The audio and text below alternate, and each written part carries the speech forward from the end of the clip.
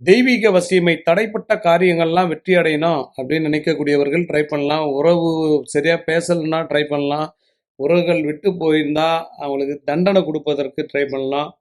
வேலை கிடைக்காதவங்களுக்கு வேலை கிடைப்பதற்கு ட்ரை பண்ணலாம். திருமணம் ஆகாதவர்களுக்கு திருமணம் நடப்பதற்கு ட்ரை பண்ணலாம். குழந்தை இல்லாதவர்களுக்கு குழந்தை கிடைப்பதற்காக ட்ரை பண்ணலாம். அம்மன் வசியமை, தெய்வீக வசியமை அப்படின்னு இதுக்கு பேர். நம்பிக்கை உள்ளவர்கள் மட்டுமே வாங்கி பயன்படுத்துங்க.